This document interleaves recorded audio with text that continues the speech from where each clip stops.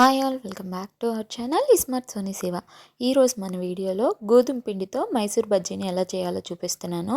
గోధుమ పిండితో చేసిన మైదా పిండితో చేసిన టేస్టే వస్తుంది. చాలా ఫ్లఫీగా, చాలా స్పాంజీగా వస్తాయి. లోపల చక్కగా ఉడికిపోయి ఉంటాయండి, ముద్దు ముద్దుగా లేకుండా. సో బిగినర్స్ కూడా ఏ డౌట్ లేకుండా నేను చెప్పే టిప్స్తో పర్ఫెక్ట్గా చేసేస్తారు. చాలా పర్ఫెక్ట్గా కుదురుతాయి నేను చెప్పే టిప్స్ ఫాలో అయితే. షేప్ అవుట్ అయిపోకుండా రౌండ్గా ఎలా వేయాలో కూడా టిప్స్తో షేర్ చేస్తాను వీడియోలో. సో వీడియోని స్కిప్ చేయకుండా లాస్ట్ వరకు చూసేయండి. అలాగే మన ఛానల్ని ఫస్ట్ టైం ఎవరైనా చూస్తుంటే సబ్స్క్రైబ్ చేయండి. ఇక లేట్ చేయకుండా వీడియోలోకి వెళ్ళిపోదాం పదండి.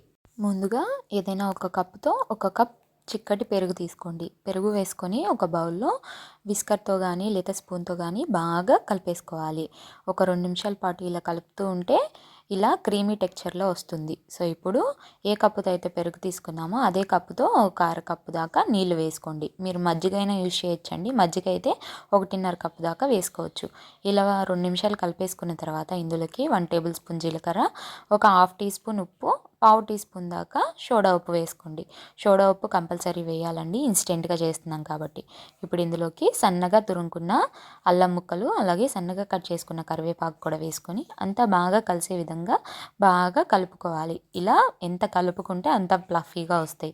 సో ఇలా కలిపేసుకున్న తర్వాత ఇందులోకి ఒక స్ట్రైనర్ పెట్టుకొని ఇందులోకి ఏ కప్పుతో పెరుగు తీసుకున్నామో అదే కప్పుతో 1 కప్పు గోధుమ పిండి వేసుకొని జల్లించేసుకోవాలి. మనం ఇక్కడ గోధుమ పిండి ఎంత తీసుకుంటే అంతే క్వాంటిటీ పెరుగు కూడా తీసుకోవాలి.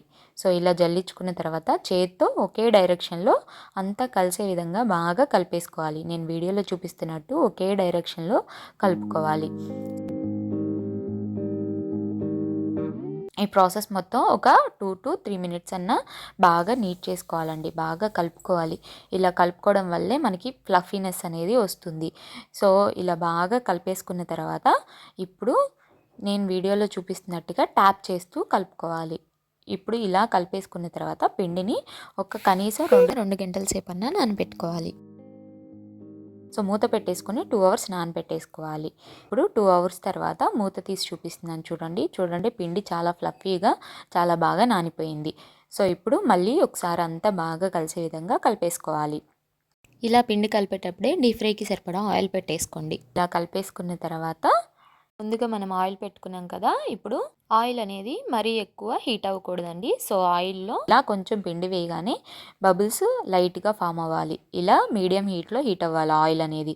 సో అప్పుడే పర్ఫెక్ట్గా రౌండ్గా వస్తాయి. సో ఇలా రౌండ్గా రావడానికి మీకు ఇక్కడ ఒక చిన్న టిప్ అండి. ముందు వాటర్లో చేతిని తడుపుకొని వేళ్ళతో ఇలా పిండి తీసుకొని నేను వీడియోలో చూపిస్తున్న విధంగా ఇలా డ్రాప్ చేయాలి. చూస్తున్నారు కదా, జాగ్రత్తగా చూడండి. ఇలా వేళ్ళతో తీసుకొని ఇలాగే ఆయిల్లో డిప్ చేసుకోవాలి. ఇలా డిప్ చేయడం వల్ల రౌండ్గా వస్తాయి. అలాగే మనం ఎప్పుడైనా పునుగులు కానీ బజ్జీలు కానీ వేసేటప్పుడు వెడల్పుగా లోతుగా ఉన్న బాండీని తీసుకోవాలి. ఆయిల్ కూడా పునుగులు మునిగేంత వరకు వేసుకోవాలన్నమాట. సో బజ్జీలు మునిగేంత వరకు. సో ఇలా ఆయిల్కి ఎన్నైతే పడతాయో అన్ని వేసేసుకున్న తర్వాత గెరిటతో తిప్పుకుంటూ మీడియం ఫ్లేమ్లో ఫ్రై చేసుకోవాలి. హై ఫ్లేమ్లో పెట్టుకుంటే గట్టిగా అయిపోతాయి, లో ఫ్లేమ్లో పెట్టుకుంటే ఆయిల్ పీల్చేస్తాయి. సో మీడియం ఫ్లేమ్లో పెట్టుకొని అవి గోల్డెన్ బ్రౌన్ కలర్ వచ్చేంత వరకు ఫ్రై చేసుకోవాలి. ఇలా ఫ్రై చేసుకున్న వాటిని జాలగరిటెలోకి తీసుకొని ప్లేట్లో వేసేసుకోవడమే. అలాగే పిండి మొత్తం అయిపోయిన దాకా నేను వీడియోలో చూపిస్తున్న విధంగా ఇలా రౌండ్గా వేసేసుకోవాలి. వేసేసుకొని సర్వ్ చేసుకోవడమే. పల్లి చట్నీతో కానీ కొబ్బరి చట్నీతో కానీ సర్వ్ చేసుకుంటే చాలా బాగుంటాయండి. సేమ్ మనం మైదా పిండితో వేస్తే ఏ టేస్ట్ అయితే వస్తుందో గోధుమ పిండితో మైసూర్ బజ్జీ వేసినా అదే టేస్ట్ వస్తుంది. అలాగే హెల్దీ కూడా. సో తప్పకుండా మీరు కూడా ట్రై చేయండి. నేను చెప్పిన టిప్స్ పాటిస్తూ ఫస్ట్ టైం ఎవరైనా ట్రై చేస్తున్నా బాగా వస్తాయి. సో వీడియో నచ్చితే లైక్ చేయండి, మీ ఫ్రెండ్స్ అండ్ ఫ్యామిలీ రిలేటివ్స్కి షేర్ చేయండి. మీరు కూడా ట్రై చేశాక ఎలా వచ్చిందో మీ ఫీడ్బ్యాక్ని నాతో షేర్ చేసుకోవడం మర్చిపోవద్దు. అలాగే ఇంకా ఇలాంటి ఎన్నో హెల్దీ ఈజీ రెసిపీస్ కోసం smart Soni Siva channel subscribe చేయండి. చూస్తున్నారు కదా, వీడియోలో చాలా ఫ్లఫీగా చాలా బాగా వచ్చింది. అలా పిల్లలు కూడా ఇష్టంగా తింటారు. సో తప్పకుండా ట్రై చేయండి.